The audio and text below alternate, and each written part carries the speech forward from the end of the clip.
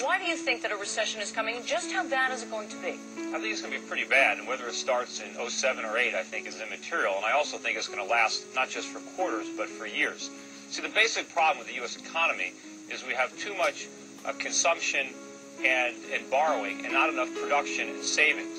And what's going to happen is the American consumer is basically going to stop consuming and start rebuilding his savings, especially when he sees his home equity evaporate.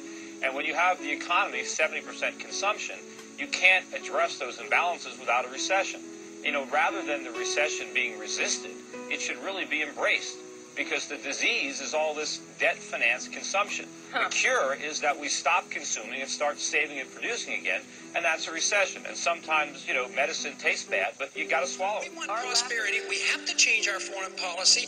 We have to live within our means, but we can't maintain a reserve currency where all our greatest export today are paper dollars. We create money out of thin air, and they still accept it as if it was backed by gold. And that is the reason all this money goes overseas, and at the same time we finance all this military activity overseas. It's bankrupting this country.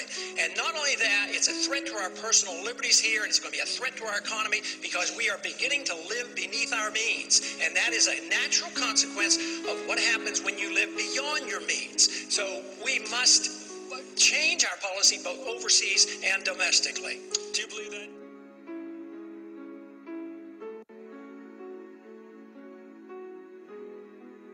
Well, we need productive jobs. Imagine for a minute if half the country were employed digging ditches and then the other half were employed filling them back up again.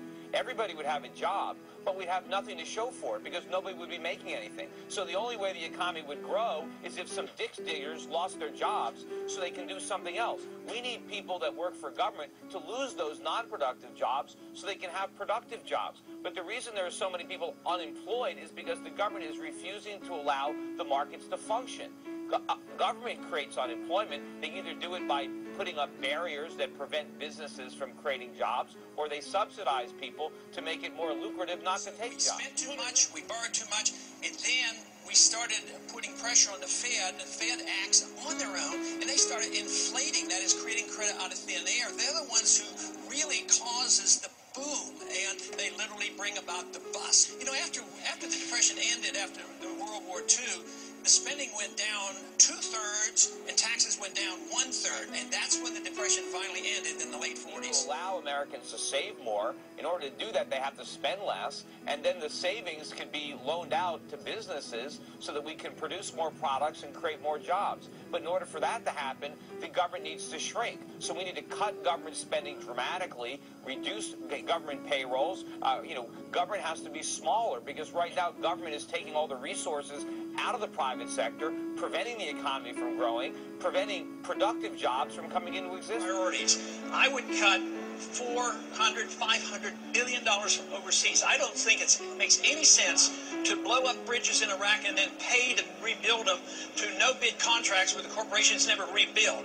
I say spend all that money back here at home. We could save enough money by just changing our foreign policy, cutting down on our deficit, and still take care of people that we have taught to be so dependent. We spend over $1 trillion a year maintaining the American empire, but nobody wants to give up on the empire. Not even this new administration. They're pursuing the Bush policies in the Middle East, and they're not cutting back. And yesterday